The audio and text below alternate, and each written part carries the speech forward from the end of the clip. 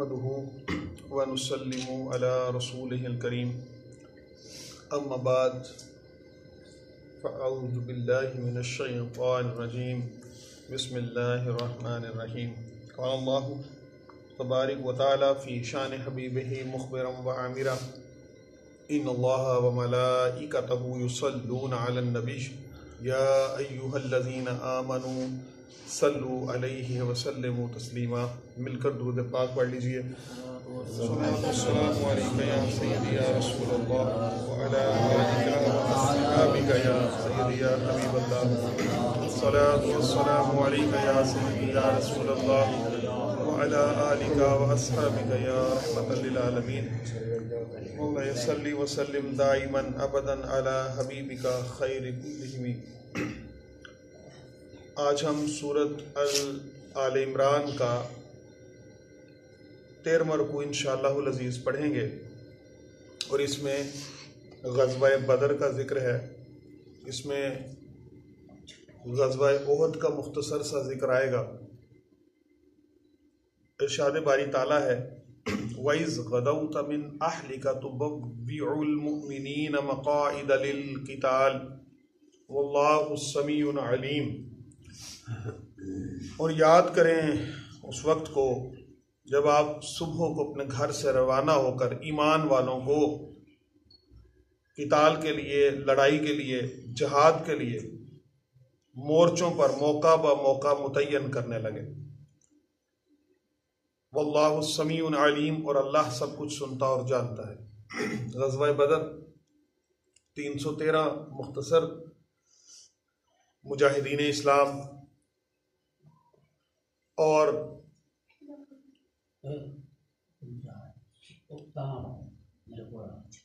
दूसरी तरफ कुफार का जम्मे गफीर।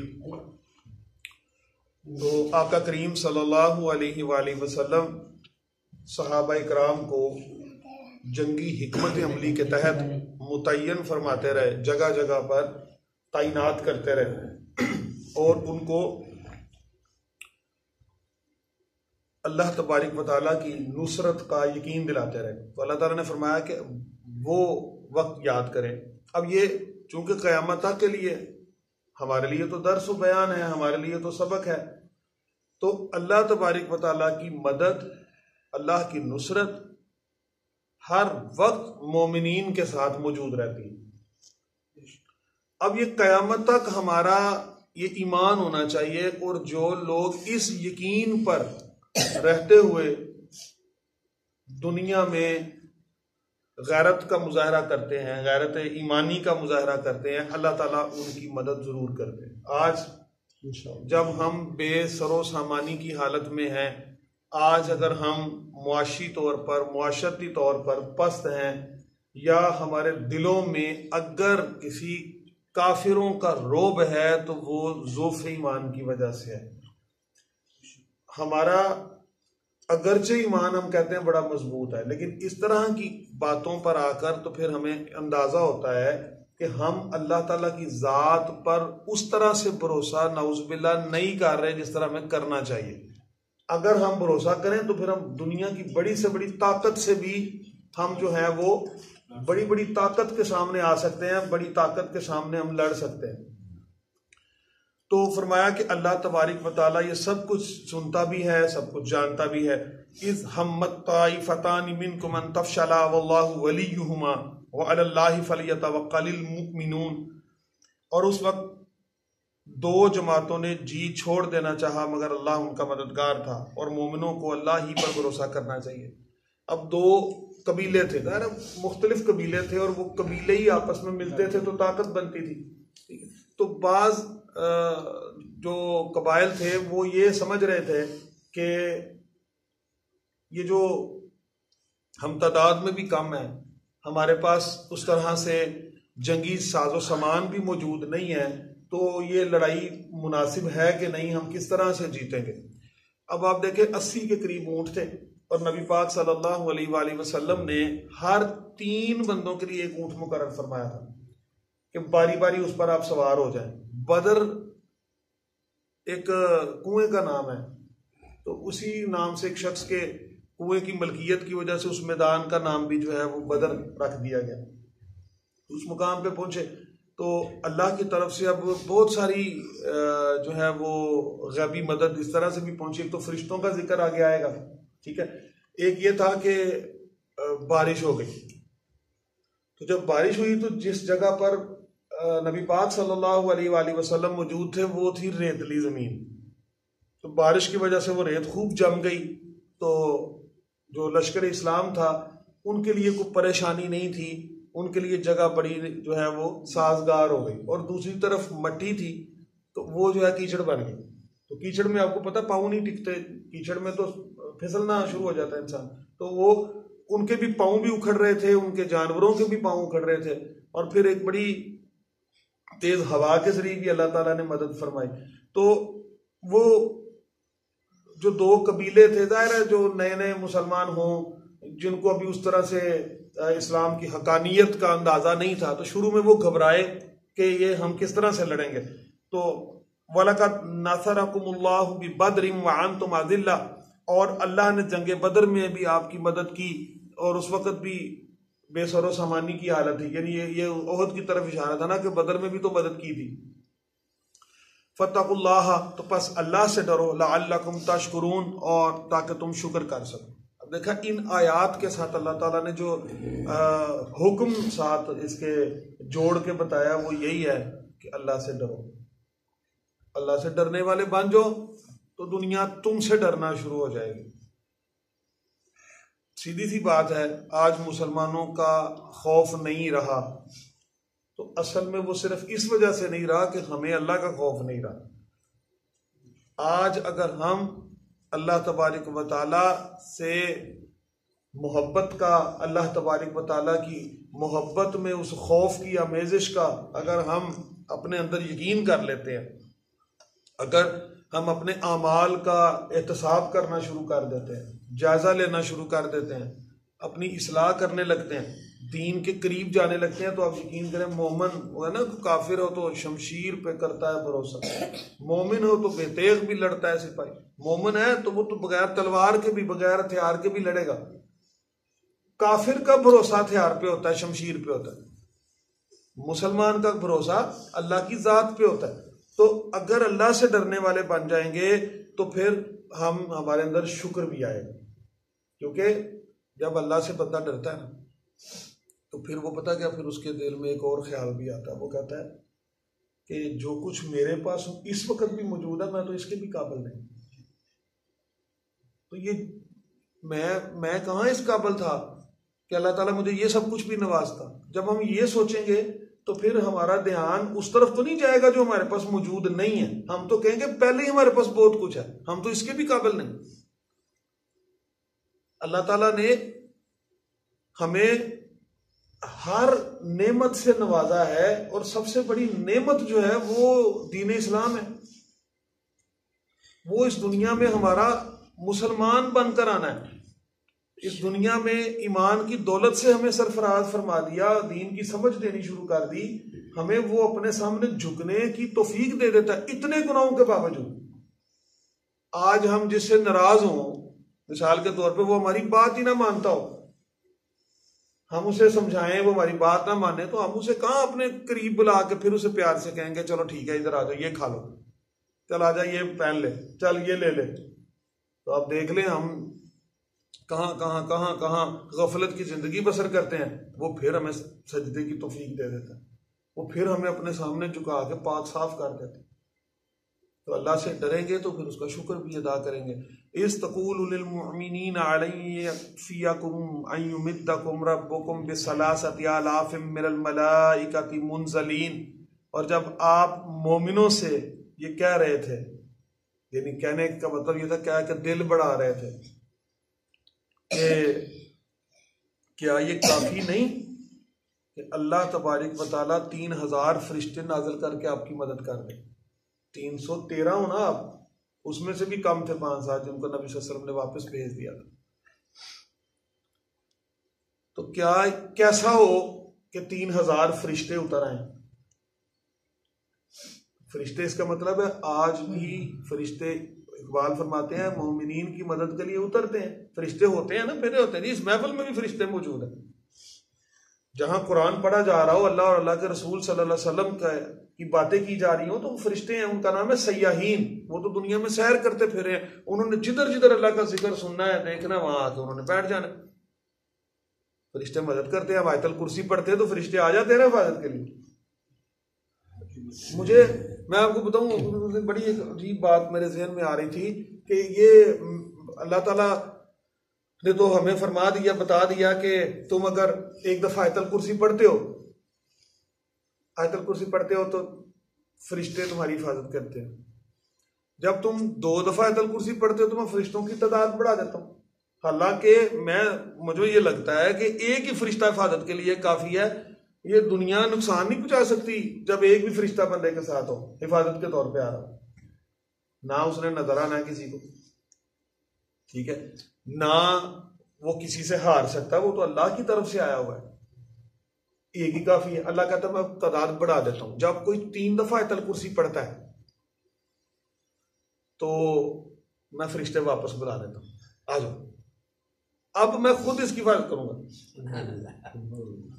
ठीक है जी। अच्छा, ये मुझे ये बताएं कितने मतलब ताकत पैदा हो जाती है ये बात करते हुए भी, ये सोचते कि फरिश्ते हमारी हिफाजत कर रहे हैं। तो यही चीज ये मतलब वजीर आजम हाउस और सदर हाउस में क्यों नहीं हो सकती, जिधर 2-2, 3-3 हजार बंदा पहरा दे रहा है। आयतल कुर्सी पढ़ के ठोके तो अल्लाह पे यकीन करें। बुलेट प्रूफ गाड़ियों में, बम प्रूफ गाड़ियों में और बुलेट प्रूफ शीशों के पीछे पीछे फिरने की क्या जरूरत है? ईमान यकीन रखें ना। उसकी खैर और वजह भी है, पता भी होता है कि अवाम हमसे राजी नहीं है तो हमें किसी की गैरत ना जाग दे। तो देखे ना, जब किसी का वक्त आया हो तो हो सकता है उसी के गार्ड मार दे, रखे ना गार्ड, तो फिर देखे ना अल्लाह कैसा फिर कर्म करता है। तो गुस्ताख होगा अगर कोई दीन इस्लाम के खिलाफ चलने लगेगा, तो अल्लाह ताला ने फिर बड़े बड़े लोगों में वो गैरत ईमानी रखी है ना। तो बात यह है कि जहां हम आयतल कुर्सी पढ़ते हैं और हमें ये यकीन हो जाता है, और यकीन करें जिस्म में एकदम से एक ताकत का एहसास होता है कि अल्लाह की जात अब हमारी हिफाजत कर रही है, तो ये हम कितने अखराजात बचा सकते हैं। जो एक बंदे की हिफाजत के लिए कई हजार बंदे मामूर हैं जी, ये इस इमारत की हिफाजत करनी है। अल्लाह पर भरोसा करो, यकीन करो ना। हज़रत उमर फारूक रज़ी अल्लाह तआला अन्हु 42,000 मरबा किलोमीटर के मालिक थे, तो ईंट का सराहना बना के दरख्त के नीचे सो जाते थे, उन्हें तो कोई डर नहीं था। ये डर निकलता ही तब है जब अल्लाह का डर आ जाता है। दुनिया का डर दिल से निकलेगा ही तब, एक ही हाल है, वरना हम पता नहीं कहां कहां किस किस से डर रहे होते हैं। अल्लाह की जात पे भरोसा करेंगे तो फिर हमारा ये सारे दुनियावी रिज़्क का डर भी निकल जाएगा, पता नहीं क्या बनेगा, नौकरियों का डर भी निकल जाएगा, रिश्तेदारों के नाराजगियों का डर भी निकल जाएगा। बंदा बड़ा आसानी वाली और राहत और सुकून वाली जिंदगी में आ जाता है। वरना हम जगह जगह जिन जिन बातों से डरे होते हैं उनमें हमारा जो है वो समझ से बाहर है बात कि इंसान ने अपनी जिंदगी को कितना मुश्किल कर ली। आगे फरमाया कि बला, हाँ, इन तस्बीरू, अगर आप सब्र करें, व तत्तकू, और अल्लाह से डरते रहें, व यातूकुम मिन फौरिहिम, और काफर अगर फिर मदद करें बड़े जोश के साथ, हाज़ा युमदिदकुम, हमला कर लें, रब्बुकुम भी खमसती अलाफिम मिनल मलाइकति मुसव्विमीन, तो परवरदिगार तो 5,000 फरिश्ते जिन पर निशान हो आपकी मदद को भेज देगा। 3,000 फरिश्ते भेज दिए हैं, तो अगर ये फिर हमला करने की कोशिश करें, अल्लाह 5,000 भेज देगा। अल्लाह ताला ने मोमिनीन की हर सूरत में मदद करनी है। जब वो काफिरों के साथ नबरद आजमा होंगे, काफिरों के साथ जब लड़ रहे होंगे, तो अल्लाह ताला ने फरिश्तों के, ये है ना गैबी मदद, तो हमारा यकीन होना चाहिए इस बात पर कि अल्लाह ताला गैबी मदद करता है। सिर्फ अपने ईमान को मजबूत रखें, अल्लाह की जात पे भरोसा कर जाए, और फिर आप देखें, आपको खुद महसूस होंगी ये बातें कि ये काम बहुत बिगड़ा हुआ था, ये कैसे संवर गया।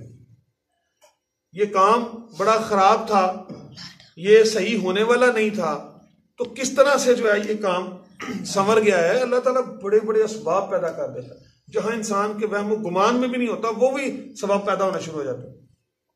फिर फरमाया जी कि वमा जअलहुल्लाहु इल्ला बुशरा लकुम वलितत्मइन्न कुलूबुकुम बिह वमन नस्रु इल्ला मिन इंदिल्लाहिल अज़ीज़िल हकीम। और इस मदद को तो अल्लाह ने आपके लिए बशारत बनाया, यानी इसलिए कि आपके दिलों को इससे तसल्ली हो, वरना मदद तो अल्लाह की है और वो गालिब हिकमत वाला है। अब देखें, जब कभी थोड़ी सी दिल में परेशानी का तसव्वुर आता कि ये बहुत बड़े बड़े हैं, ये काफिर हैं, ये ताकतवर भी हैं, क्या करेंगे, तो अल्लाह के नबी पाक सल्लल्लाहु अलैहि वसल्लम ने, अल्लाह के रसूल ने सल्लल्लाहु अलैहि वसल्लम जगह जगह पर निशान लगा दिए, कल इसने यहां मरना है, इस काफर ने इधर हलाक होना है, इस काफर की जान इधर निकलनी है, इस काफर ने इधर वासले जहन्नम होना है, जगह जगह बताई। और फिर अगले दिन बिल्कुल उसी तरह उसी जगह पर वही काफर वहां कत्ल हुआ।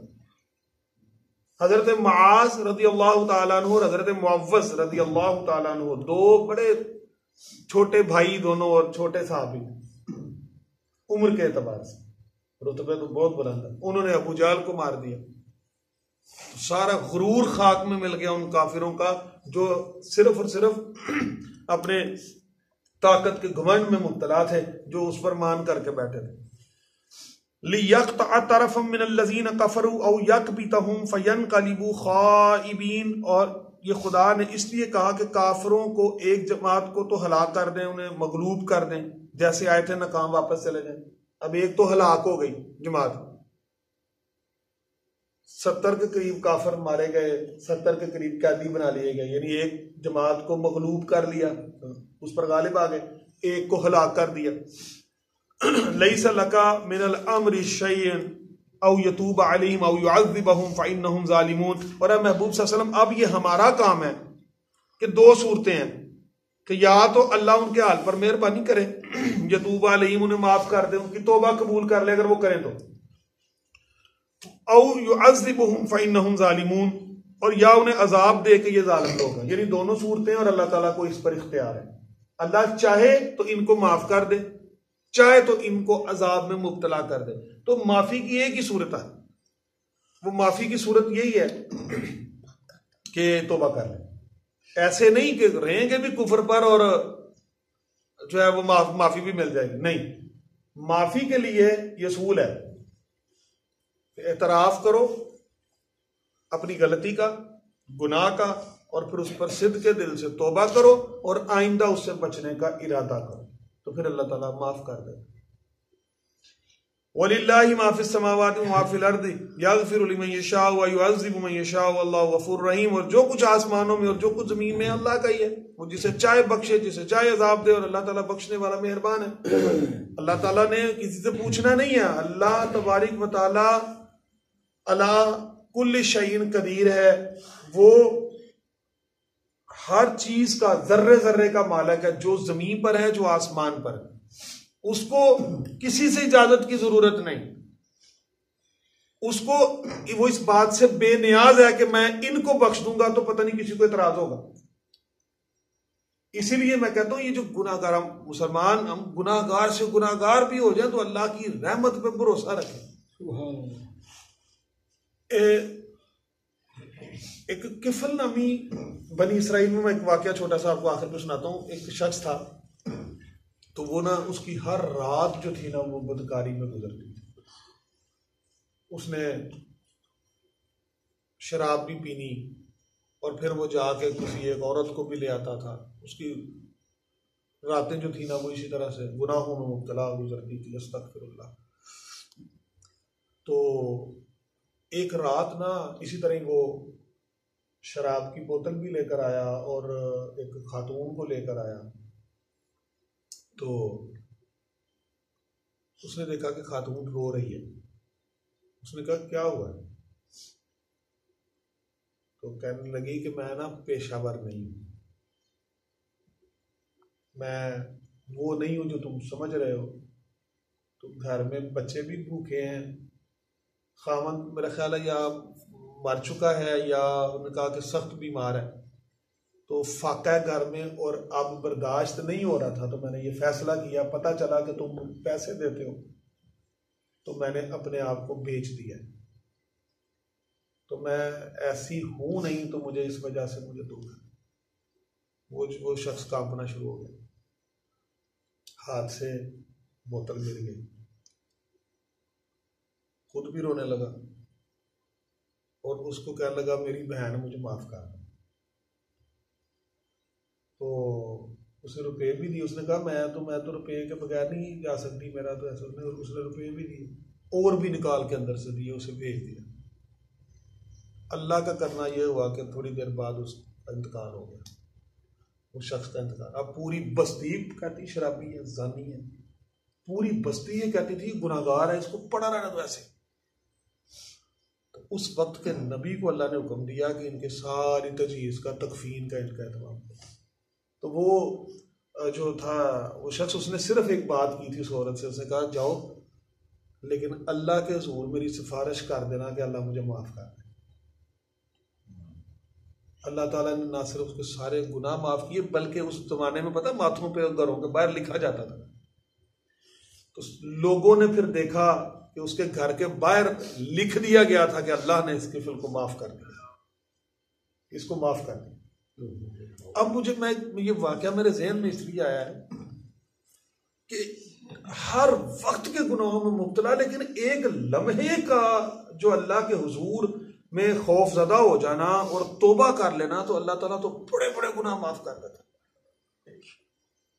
उसको बस्ती वालों से कोई पूछने की जरूरत नहीं थी, ना उसको इस बात का कोई खौफ था कि ये बस्ती के सामने तो ये सारे ही बड़े गुनाह करता रहा है, तो मैं बख्श दूंगा तो बस्ती वाले मेरे बारे में क्या सोचेंगे। अल्लाह ताला इन चीजों से बेनियाज है। इसीलिए तो मैं कहता हूं कि मत किसी से हसद करें, उसको क्या मिला है, जिसको जो भी मिला अल्लाह ने को मेरे से छीन के थोड़ी दिया, उसने अपने खजानों से दिया। अल्लाह ताला माफ कर दे तो कोई बड़ी बात नहीं, वो तो चाहे तो सबको बख्श दे। तो ये फिर एक और चीज देखें, याद रखें, जरूरी नहीं कि बज़ाहिर कोई शख्स हमें जैसा नजर आ रहा है वो वैसा ही हो। क्या पता अंदर से उसकी काया पलट गई हुई है, क्या पता वो जाते जाते ही वो एक तौबा अल्लाह ने उसको तौफीक दे दिया तो वो बड़े बुलंद मुकाम पे पहुंच गया। मेरे जैसे गुनाहगार और जाहिरी निगाह रखने वाले बंदे यानी फतवे लगाते रहे कि वो तो है ही ऐसा, वो तो है ही, हम कहते रहे वो है ही ऐसा, अंदर से पता नहीं वो कैसा हो गया हो। अल्लाह ने उसकी काई पलट दी हो, उसके दोनों जहान अल्लाह ने सुरखरू कर दी हो। तो हमें इन फतवों से ग्रेज करना चाहिए। हमारे पास मसला हो जी जी पुराने पाक दे विच किन्ने सजदे आए ने, अच्छा अच्छा, किन्ने करने ने ते किन्ने नहीं करने, इहदे बारे च थोड़ा जिहा। अच्छा मैं बताता हूँ आपको, मुझे इस बारे में वो ज्यादा तफसील से मैंने अभी ज़हन में तो नहीं है। 14 सजदे हैं। एक सजदा इख्तलाफी है, वो इसलिए कि इमाम शाफई रहमतुल्लाह अलैह जो है वो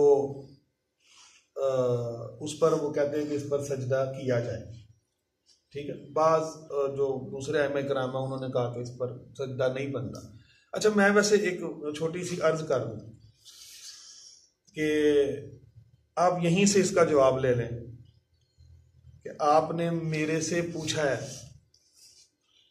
कि चलो इनसे पूछ लेते हैं, तो जहन में यही, अल्लाह मुझे माफ़ करे, तौबा इस्तग़फ़ार, जहन में यही है ना कि इनके पास ज़रा इल्म थोड़ा सा ज़्यादा है तो इनसे पूछ लेते हैं, तो मेरी तो कोई हैसियत नहीं है।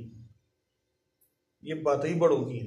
इमाम शाफी रहमतुल्लाह अलैह का बड़ा मुकाम है, इमाम अबू हनीफा रहमतुल्लाह अलैह का भी बड़ा मुकाम, वो सारी पाकिस्तान, ठीक है जी। तो उन्होंने भी किसी बुनियाद पे ये कहा है।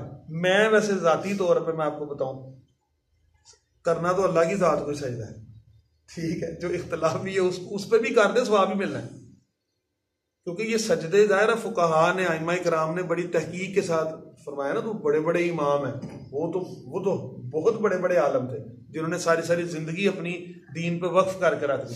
तो ये उम्मत में अगर इस वजह से इंतशार फैल जाए या कोई झगड़ा हो जाए या कोई आपस में इख्तलाफ हो जाए कि कोई कहे, ज़ाहिर इमाम शाफी रहमतुल्लाह अलैह के मुकल्लिदीन तो कहेंगे हम इस पे करेंगे, ठीक है।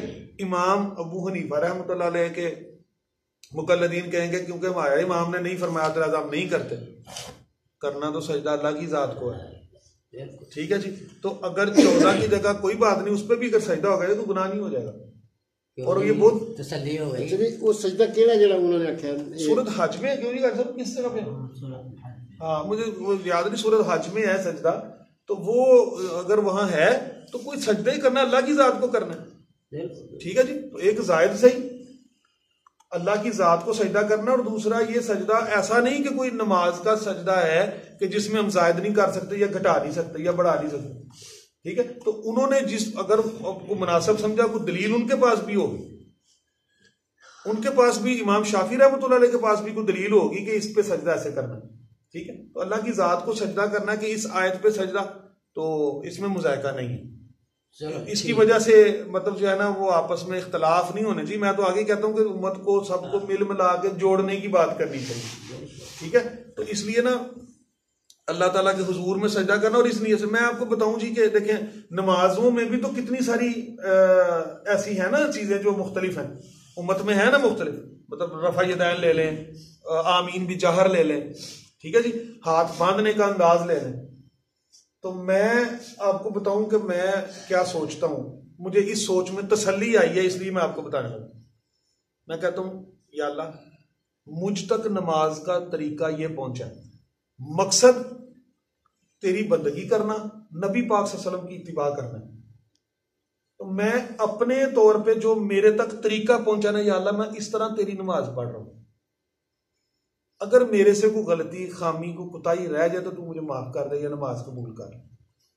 अगर इसके अलावा मुझे कोई और तरीका मिलता कि रसूलुल्लाह सल्लल्लाहु अलैहि वसल्लम ऐसे नमाज पढ़ रहे हैं तो मैं ऐसे पढ़ लेता। मेरा काम तो सिर्फ मानना है, तो मुझ तक यही तरीका पहुंच रहा है तो मैं ऐसे कर रहा हूं। ठीक है, तो आज ना ये बहुत सारे इख्तलाफी मसाइल जिसकी वजह से आप देखें ना कि कितना मतलब आपस में फासले बढ़ गए हैं, एक दूसरे की मस्जिदों में जाने तक पे मतलब जो है ना वो जनाब पाबंदियां लगा दी गई हैं कि ना ना ना उधर नहीं जाना। तो आज हमें उम्मत को जोड़ने की, मिलने की बात करनी चाहिए। मैं उस दिन जुम्मे में भी कह रहा था ना कि जब प्यार से किसी को बैठा के समझाएंगे तो बात समझ में आएगी। तो वो ना इख्तलाफी मसाइल में नहीं पड़ना चाहिए। ठीक है, उसमें अब यह है कि सजदा कर लें, ज्यादा बेहतर है कि अगर करना भी हो तो छूट ना जाए, किया होगा तो ये तो सजदा तिलावत है। ठीक है, तो इसमें इसका कोई ऐसा नहीं। बाकी 14 सजूद पर सारों का इत्तेफाक है, एक ऐसा मुकाम है, तो अगर उन्होंने उस पर मुनासिब समझा तो वो भी बहुत बड़े फकीर थे, बड़े आलिम थे, इमाम थे। ठीक है, तो अगर उन्होंने इसको मुनासिब समझा है तो हम उसको कर लेते हैं, ना करेंगे तो भी गुनाहगार नहीं हो रहे, क्योंकि बात इख्तलाफी आ गई है। ठीक है जी, अब पिछले दिनों में आपको बताता हूँ इसी तरह की एक चले बात और इस ज़मन में हो गई, वैसे सर्दियां अब गुजर गई हैं। मोज़ों पर मसा करना, वजू सर्दियों में वजू करते हैं ना जी, मोज़ों पर मसा करना, तो इस पर सबका इत्तेफाक है। तो जराबों पर इख्तलाफ है, बाज कहते हैं कर लें, बाज कहते हैं नहीं कर लें। ठीक है, अब बाज फुकाहा ने यह कहा कि ये जो मोटी जराबें हैं, ठीक है, उसकी शर्त यह है कि जिसमें से जिल्द नजर ना आए, मोटा कपड़ा। अब अरबी का एक लफ्ज है, उसमें मोटाई आ जाती है चीज की, तो आप जराबों पर भी मसा कर सकते हैं। बहुत सारे ऐसे हैं मतलब जो इस बात के कायल हैं, और ठीक है मैं भी इस बात का कायल हूं, जराबों पर भी मसा कर सकते हैं, मोज़ों पर भी करें, मोज़ों का भी। और एक जगह पर तो नबी सल्लल्लाहु अलैहि वसल्लम जूतों पर, नालैन पाक पर भी मसा साबित है, हदीस में आता है। लेकिन यह कि अगर सहूलत है आपके पास तो आप आसानी से कर लें। तो दीन जिस चीज की सहूलत देता है वो जरूर ले लेनी चाहिए। अब आज सर्दी में, सख्त सर्दी में, जहां मतलब इतना ठंडा पानी हो, बाद में जूते पहनने में मसला हो, आप उस पर मसा कर लें। हाँ, उसका एक मसला उन्होंने बताया, जैसे फजर के वक्त आपने अगर वजू कर लिया एक दफा, पाँव धो लिए, अब जोहर के लिए आप वजू करना है तो आप पाँव का मसा कर लें, ये जराबों के ऊपर भी। असर भी पढ़ लें, मगरिब भी पढ़ लें, इशा भी पढ़ लें, 5 नमाजें आप पढ़ सकते हैं क़याम की हालत में। अब ये मसला हजरत अम्मा आयशा सिद्दीक़ा रज़ी अल्लाह तआला अन्हा से पूछा तो कि सफर में क्या करें। आपने फरमाया ये हजरत अली करमल्लाहु वजहुल करीम से पूछें, क्योंकि सफर में वो साथ रहते रहे।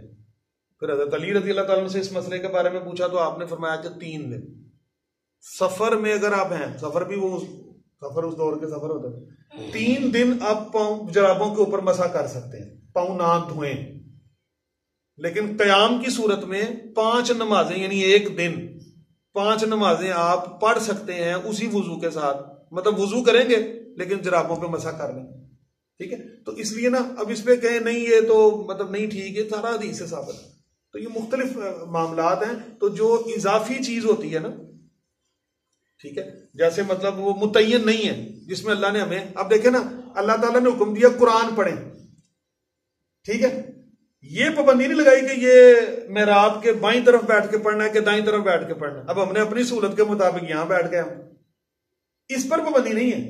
ये अब कोई कहे कि मुझे ये दिखाएं कहां लिखा है कि दुकान पे बैठ के कुरान पढ़ सकते हैं, तो उस बंदे से फिर हम सिर्फ यही पूछेंगे भाई कहां लिखा है कि दुकान पे नहीं पढ़ सकते, आपको तराजा तो ये बताएं, वरना तो ये तो चीज आती है जो रुखसत में है, जहां मर्जी आप कर लें, ठीक है। तो इस तरह ना ये जो सजदे 14 पर तो इत्तेफाक है, वो तो करने ही करने, ठीक है। तो 15वां आप इस नीयत से अगर आप करना चाहें, दिल माने जो कहता है कि जी करना चाहिए वो जरूर करे, ठीक है, और ना करने वाला उनको बुरा भला ना कहे, रोके ना, और जो नहीं कर रहा, ठीक है, वो भी गुनाहगार नहीं हो रहा, इस बात से कि फकी मसाइल है, अल्लाह ताला माफ करने वाला, वो बेहतर जानता है। तो अल्लाह ताला से दुआ है अल्लाह ताला हमें अमल की तौफीक दे और इत्तफाक और इत्तेहाद की दौलत अता फरमाए। वाखिर दावाना अल्हम्दुलिल्लाहि रब्बिल आलमीन।